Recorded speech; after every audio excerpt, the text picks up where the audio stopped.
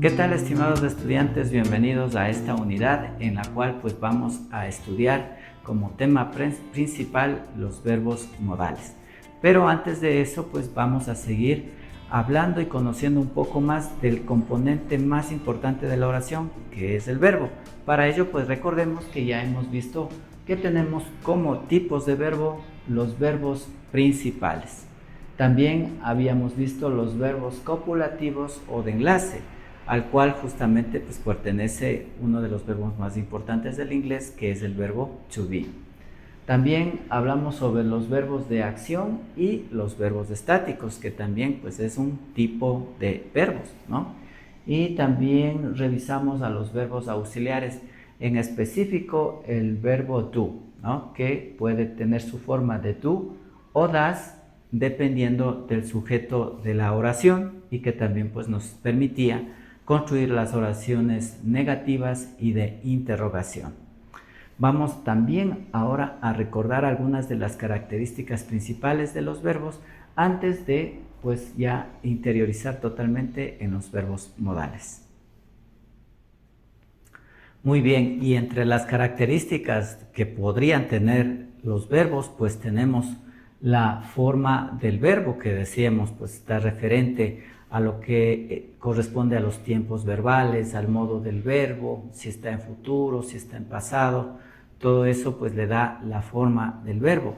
También observamos la persona del verbo, en la cual delimitábamos o categorizábamos de alguna manera si es primera persona, segunda persona o tercera persona, ya sea del plural o singular, indicando que en el singular pues había esta característica especial de la tercera persona, porque lo tratábamos de distinta manera, aumentando la letra S en lo que es el tiempo presente, ¿sí? Entonces la primera persona, recordemos, es la persona que está hablando, la segunda persona es la que está escuchando y la tercera persona es la que no está dentro de la conversación, en la parte del singular y en la parte del plural.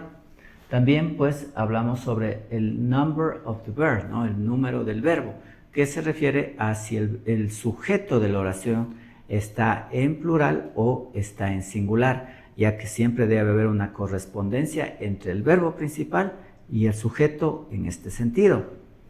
También hablamos sobre esta característica de las collocations, en específico pues veíamos en especial las collocations con el verbo to do y con el verbo to make, que son bastante parecidas, ¿no? Entonces pues las colocaciones eran la forma en la cual a través del tiempo pues las personas se han acostumbrado a expresar cierto tipo de acción que está relacionado con el verbo to do o con el verbo to make.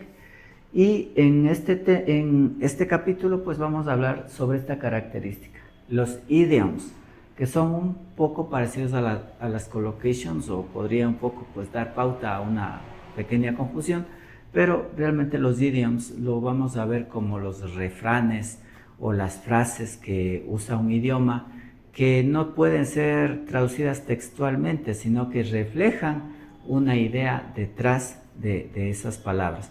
Por ejemplo, en inglés, cuando llueve muy fuerte, muy fuerte, hay una frase que suelen decir: "It's raining cats and dogs", ¿no? Está lloviendo gatos y perros. Si traducimos textualmente, pues como que no va a tener sentido para nosotros, pero la idea detrás de este idiom es expresar que está lloviendo muy fuerte. En tanto que la collocation solamente pues es como las formas de ubicar las palabras para dar un contexto, ¿sí? Ubicamos las palabras correctas, digamos, sin un doble sentido, para expresar una idea. Y dicho esto, pues vamos ahora sí a sumergirnos directamente en el tema central de esta unidad, que son los modal verbs.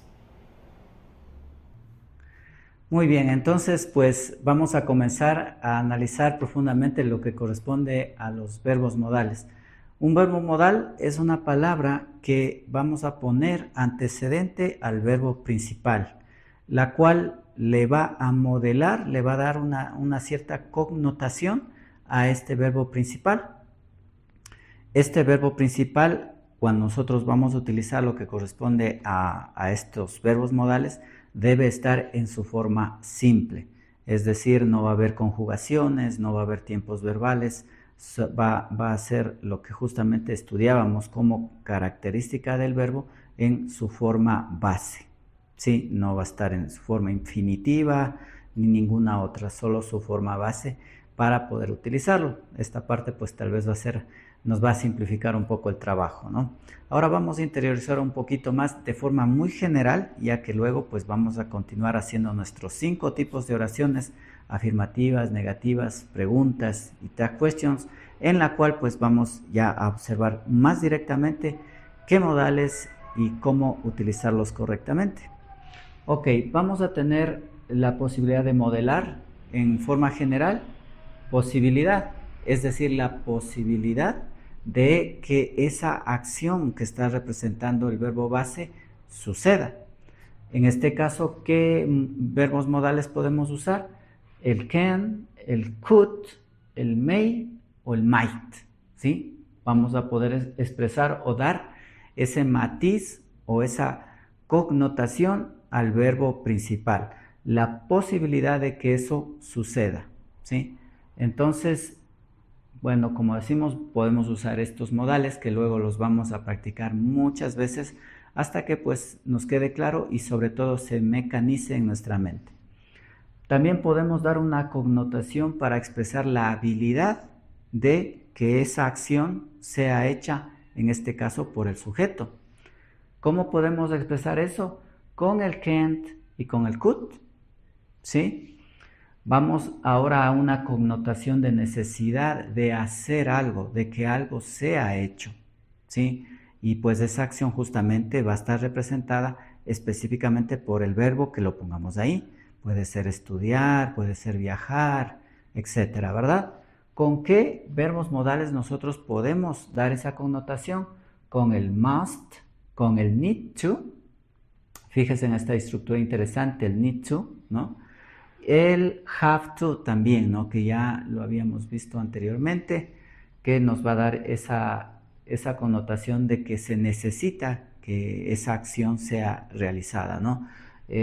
Tal vez podemos un poco ir notando, hablando esto también, que ciertos modales pues como que van a tener un contexto un poquito más fuerte que el otro, ¿no? En este caso must pues tendría una connotación más fuerte que have to, por ejemplo, ¿no? O que need to. Entonces, eso sería, pero en forma general, como estamos ahorita revisándolo, cualquiera de estos pues nos va a dar ese carácter de necesidad. Vamos a lo que es el permiso. Permiso para poder hacer la acción que un verbo nos está indicándonos, ¿no? O que el sujeto pues pida permiso para hacer esa acción del verbo principal. ¿Cuáles podemos usar? Nuevamente podemos usar el can, el could, el may. Pues fíjense, en el can, por ejemplo, aparece en varias categorías, podríamos decir. Y aquí pues sería importante nuevamente recordar la parte del contexto. Me parece que si entendemos claramente lo que es el contexto, pues se nos va a facilitar bastante, ¿no? Tenemos que realmente estar muy claros con la intención de la oración, con la intención del verbo modal, para que no nos confundamos, ¿sí? Y pues nos demos cuenta en qué es lo que quiere expresar o realizar esa connotación nuestro verbo modal, ¿no? Could. Fíjese, esto es posibilidad, acá es permiso, ¿ok? Vamos ahora a una connotación de obligación, ¿sí? Un poco parecido tal vez a necesidad, obligación y necesidad. La necesidad de hacer algo versus la obligación de hacer algo, ¿no? Y como decíamos, pues a veces hay modales que pueden cumplir con esos roles, pero unos como que tienen una connotación más alta que otros, ¿no? En obligación podemos utilizar el must, ¿sí? Y realmente pues el must tiene una connotación muy fuerte, es una obligación totalmente, ¿no? Mientras que en necesidad pues podemos usar el must porque nos indica que se debe realizar esa acción, pero es como que demasiado fuerte, ¿no? Es como la obligación. Entonces, eso es un poquito la diferencia que, como les digo, pues ya con la práctica, pues nosotros vamos a poder comprender un poco más en qué contexto me conviene o no usar cada uno de ellos. Podemos usar el should. En este caso, should, por ejemplo, tiene una connotación más baja que el must. De hecho, yo le interpretaría más con el sentido de una sugerencia, ¿no? Una sugerencia que el sujeto haga esa acción, ¿sí? El have to, nuevamente, ¿no es cierto? Tiene que estudiar, tiene que hacer. También puede estar balanceada con lo que es el must, ¿no?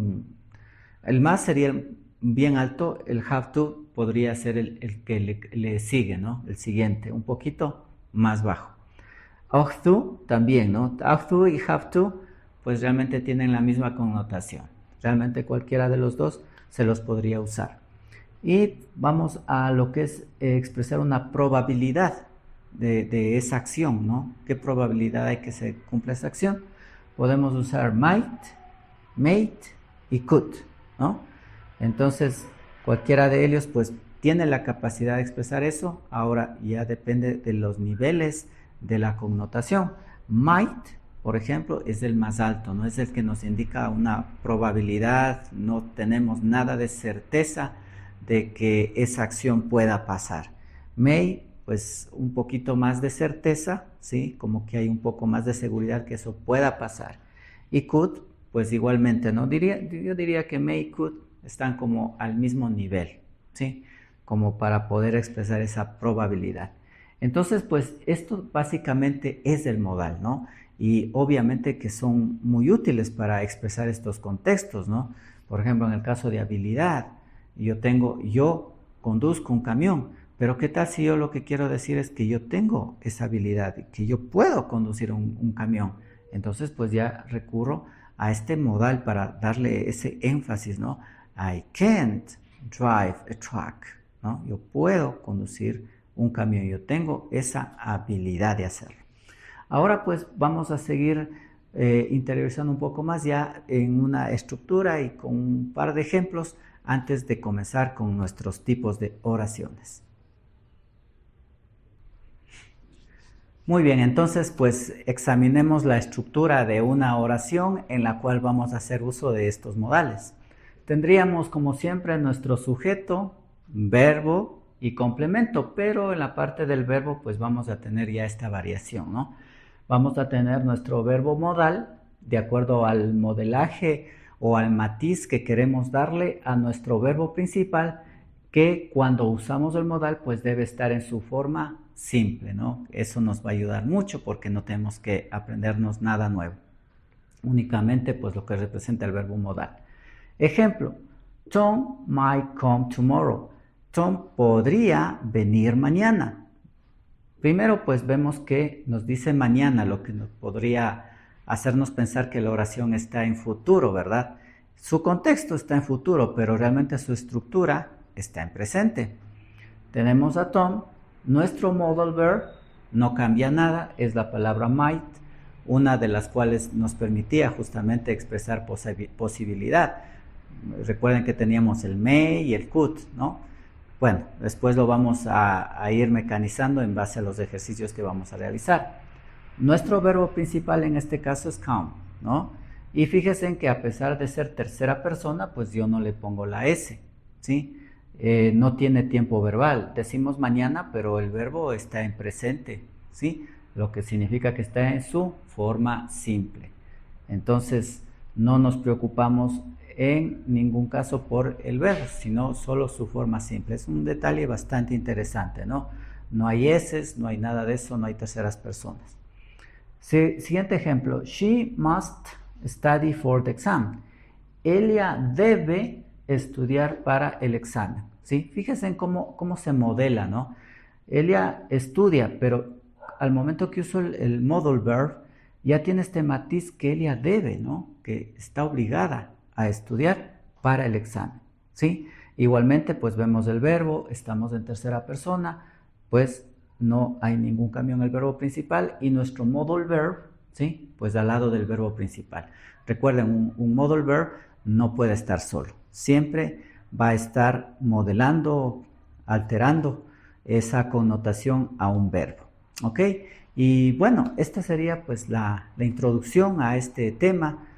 Posterior pues vamos a seguir practicando muchísimo, como siempre, aquí en Dale Inglés, nuestros 5 tipos de oraciones para que usted pues esté muy experto en esto, ¿no?